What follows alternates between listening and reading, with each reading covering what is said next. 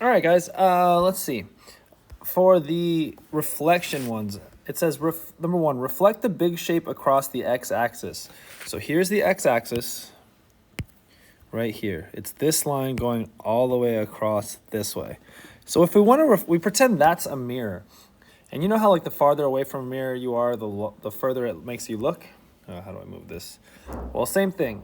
With this big shape here, we're going to reflect it across that way. So this spot would be 2 away from the line. So then now it moves where it's going to look like it's 2 away from the line on the other side. This one looks 1 away from the line, so it'll be there. This one looks there. This one looks 1 away from the line here, so we're going to move it there. This one looks 1, 2, 3, 4 away from the line, so we'll move it to there, so it looks the same distance away from the x-axis. This one up here is 7 away, so it's going to be -7 away, way over there. And 3, this one up here will move down 6 spots, so it'll go 6 spots the other way. And when you're done, you'll have a shape that looks like, let's see, the shape that looks like this.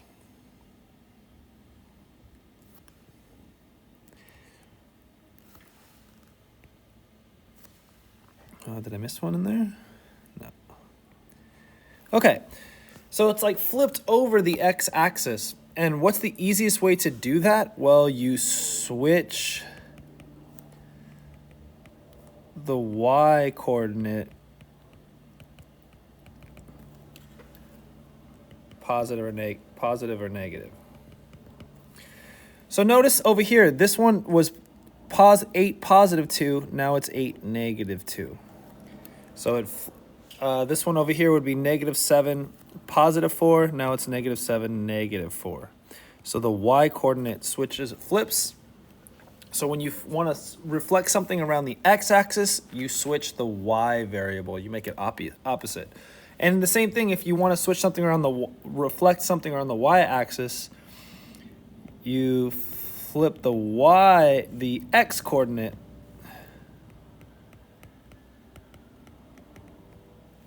You flip the x coordinates positive and negative. So let's take this small shape and we'll reflect it around the y-axis. This is the y-axis right here.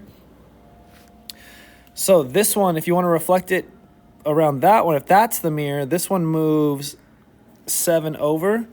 So it has to move 7 over this way, and it's going to stay the same height. This one's going to move over that way. So instead of being -7, 10, now it's +7, 10. Same height, just different left and right, different x. So if you went through and did all of these, this -9 over here now switches to +9, and it keeps the same height, so it would be over here. Let's see, this -4 switches to +4, but stays the same height. This -6 switches to +6, keeps the same height.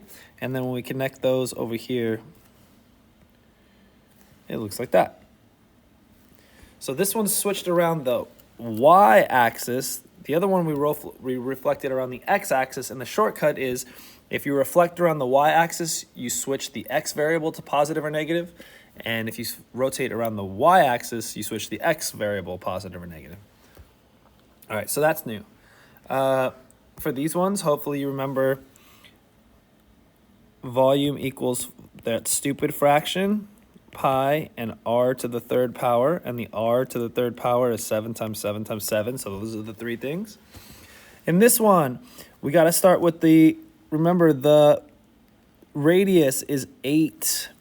So we start with pi r squared. We find the circle, and the radius is 8. So we have 64 pi. We let it grow by 9, so multiply by 9. And then we divide it by 3 because we're crushing it inwards. So multiply by 9, divide by 3. All right, this one, find the circle. We care about the 4.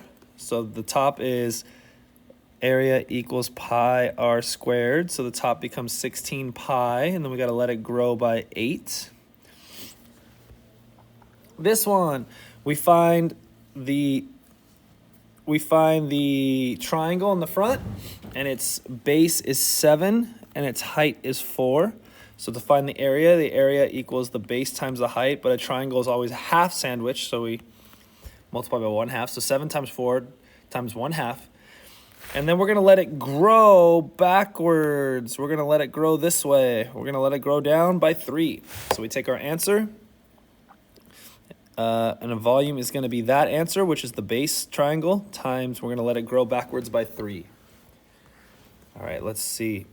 8, simple one. We don't care about the 80, we care about the 90. Area equals pi r squared, and the r is 90. So 90 times 90. This one, volume equals 4/3 pi r cubed, and the r is 4 times 4 times 4. So hopefully you can multiply those three things. This one is new. All right, the slope is how much it goes up. So if I go from this point to this point, we go up 1, up 2, over 1, 2, 3, 4, 5. So normally we would say that's up 2 over 5. And that is right, except over here, these boxes don't count just as 1. So it starts right here at 10,000 and it moves up to 15,000. So that means it moved up 5,000. It might look like 2 boxes, but actually it didn't just go up 2 boxes. It went up 5,000, and it was supposed to be dollars. $5,000. And over here, what about the boxes that we move sideways? Oh yeah, these are just 1s. Okay, so that one did just go over 5. So it looks like it went up 2 over 5, but it actually went up 5,000 over 5. So 5,000 divided by 5 is $1,000 per week. The y-intercept is where the graph starts, where it hits the line. It's right here, 5,000. And our equation, y equals mx plus b. The m is the slope, and the b is where it starts. So we know our slope. Our slope is 1,000. So y equals 1,000x. And do we know where our graph starts? At 5,000. So plus 5,000. We'll do a lot more of these. All right. So your graph starts here, just like the last question. Now we'll do simple ones. That's where your graph starts. And this is how it moves. So each of those should be pretty easy. This one, we're splitting them up into 2. So one of them has to come from the wall. The only one that comes from the wall that I know for 24 is the square root of 4 times the square root of 6. And that becomes 2 times the square root of 6. All the rest are the same. Think of something from the wall that it comes from. Let's see. These ones are pretty simple. Divide by 3, multiply by 5, add 16, and subtract 13. You guys should be able to figure that out after that point. How long is each line? This one, I'll do one of them. 2, 0 is right there. 7, 7 is right there. So when I make my triangle, and I want to figure out how long this line is, this line is 1, 2, 3, 4, 5, 6, 7 over here, and 1, 2, 3, 4, 5. That means squared is 49 and 25. 49 and 25 is 74. So over here is the square root of 74. And when I look up on the wall and I try to guess where that is, it's a little closer to 81 than it is to 64. So I'll say like 8.7 maybe. Okay. You guys should be able to do the rest of those. Rational or irrational. Remember, ratio means fraction. So can you make a fraction out of these or not? Solve the system of equations. This one's pretty easy. If I know y equals 3, then I can take y out and plug in 3. So 3 plus 2x equals 15. I can move the 3 over there and make it negative 3. 2x equals 12. Divide by 2. X equals 6. All right, I'll do this one because it's a little harder.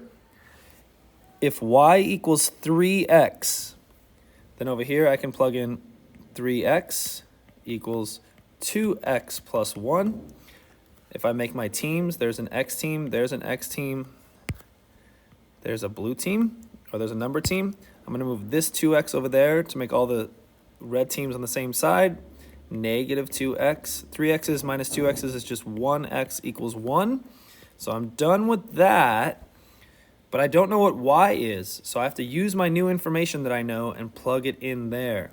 So now I can say y equals 3 times, and I know what x is 1. So y equals 3. All right, this one's going to be tough.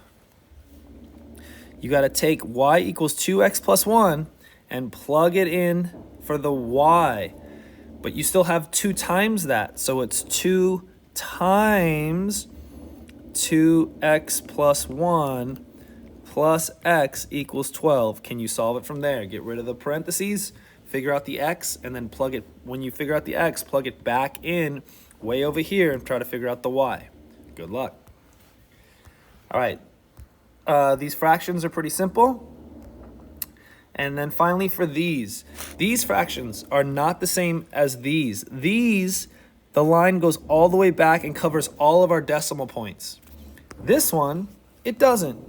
It doesn't go all the way back. There's a missing space right there. So how do we do them? There's a little trick. All right, so we do it like normal, and we say, okay, this is the 10 spot. This is the 100 spot. Okay. So normally this would be 42 over 100. But we missed a spot. The line didn't go back to cover those spots. So we're going to subtract the 4 from the top, and we're going to subtract the 10 from the bottom. If it doesn't cover the all spots. If it doesn't cover everything, we just subtract 1 from the bottom. But it doesn't cover that one spot. So now this is 38 over 90. And they're both even, so I can cut them in half, 16 over 45. I'll do the last one. This is the 10 spot. This is the 100 spot. This is the 1,000 spot. So if it wasn't for that, we would have 437 over 1,000. But the line doesn't go back all the way. The line missed those right there. It didn't go back all the way to the decimal point. So we're going to take away on the top, we're going to subtract that 43 because it missed it. And on the bottom, it missed the 100. So we're going to subtract 100 on the bottom. And we get, 900 on the bottom. And we get 394 on the top. And you can simplify those.